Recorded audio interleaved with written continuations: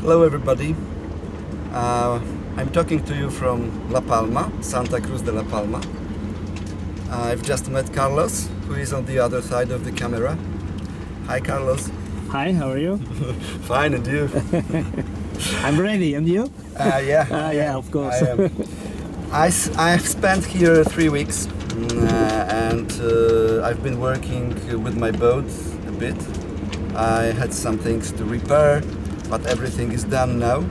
I also had some days to visit the island, which is really nice, and if you will ever be able to come here, please do. It's really worth doing it.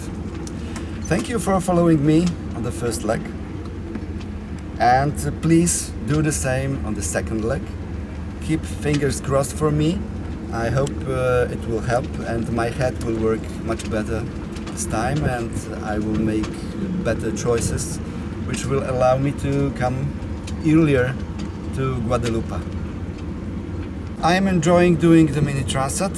It was something I dreamed of for 3 or 4 years, and it's not easy because at the same time I feel happy, I feel I want to do it and I like to do it, and at the same time I feel a bit stressed because you never know what will happen, and because I don't have the real weather forecasts on board, I never know which is exactly the best way I should follow.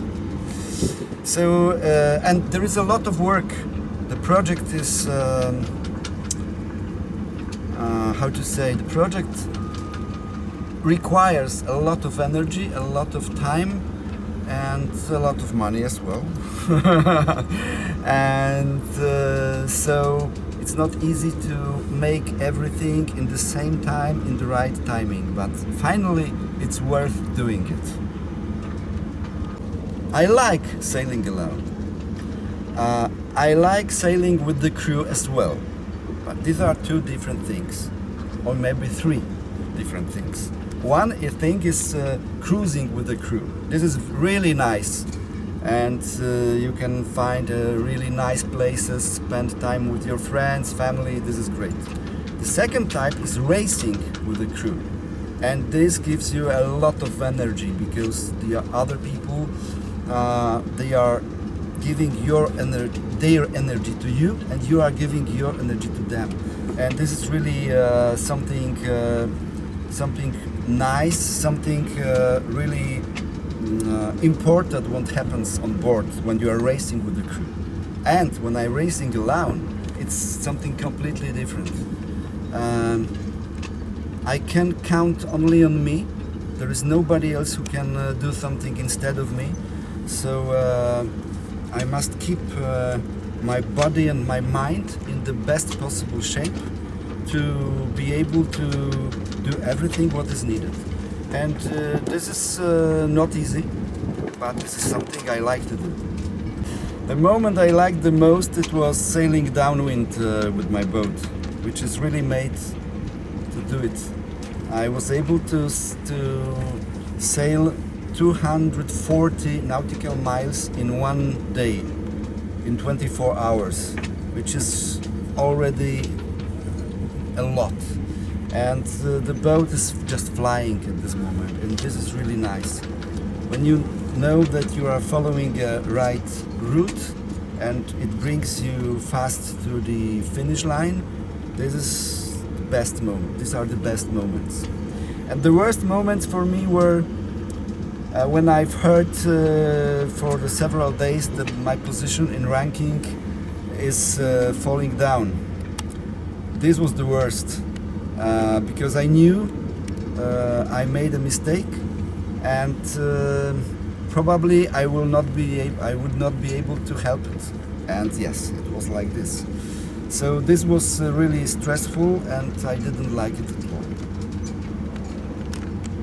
It's not so difficult. I have nautical charts on which I can put my position. For example, you can see the drawings I made during my approach to La Palma. So this helps me to position myself on the sea. But to do this, I need to know my exact geographic position. And for this, I have some equipment here. And this equipment is some electronics for autopilot. This is so-called AIS. This is a device which let me know if there are some other boats around me and let the other boats know about my position. And this one is a GPS which shows me the geographic position and also show me some lines which help me to know where am I going. So this is enough to know where I am and where to go. I don't feel scared on the sea. I'm confident in my boat and in what I can do, but in the same time I have a big respect to the sea and to the weather, and I know it might be dangerous, but I hope I'm prepared well enough to handle everything with what can happen. I sleep enough, but I cannot, it's comfortable. On the sea you can sleep in very short portions of time. You just nap, you don't really sleep, you nap. And I make like 15 naps of 20 minutes, one after another. I wake up just to check if everything is going well on board, if the boat is going in the right direction, if I have to correct the sails or something else. But it's normally one nap is 20 minutes. So when you make 15, it's 5 hours of sleep. If you make 20, it's more than 6.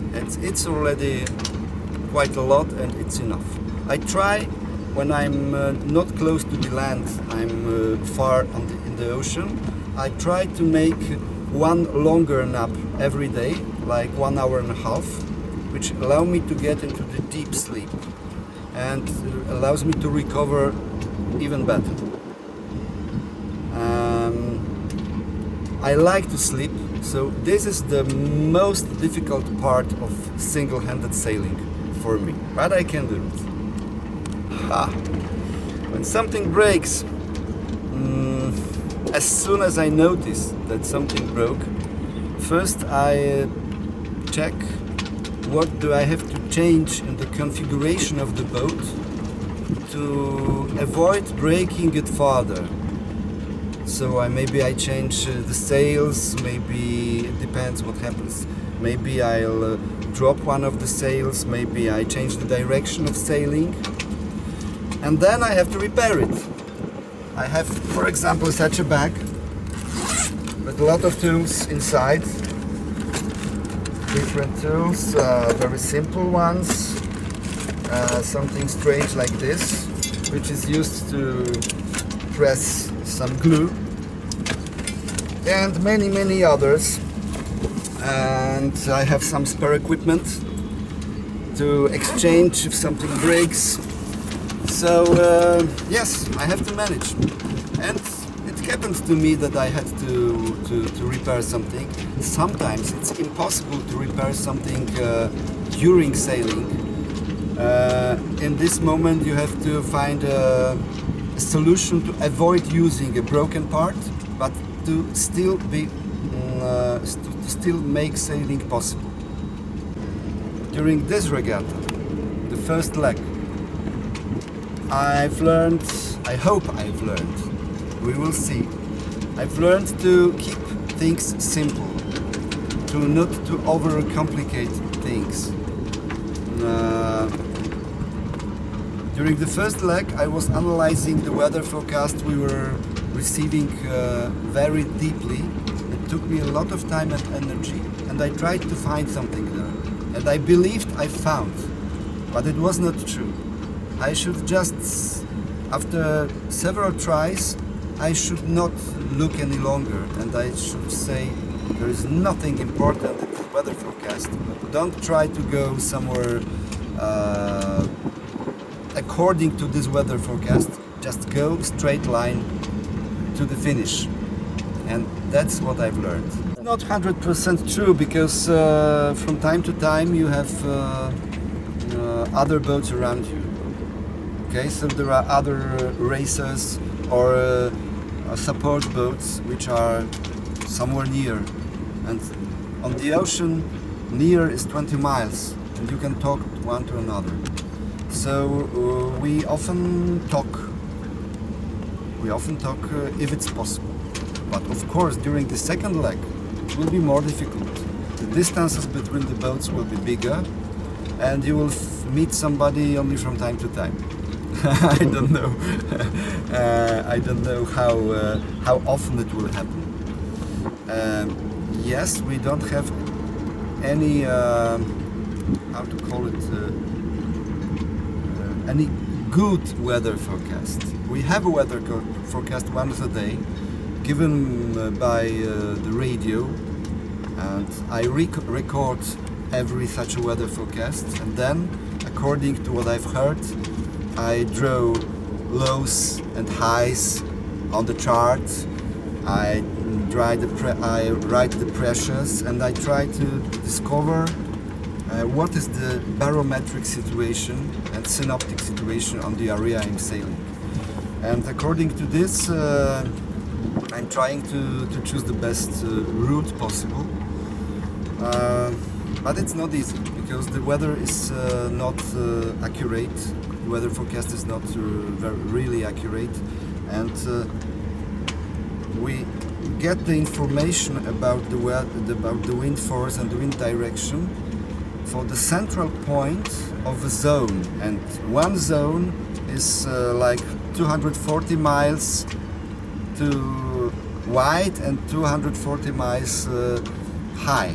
So it's not a really accurate information, but what you can expect.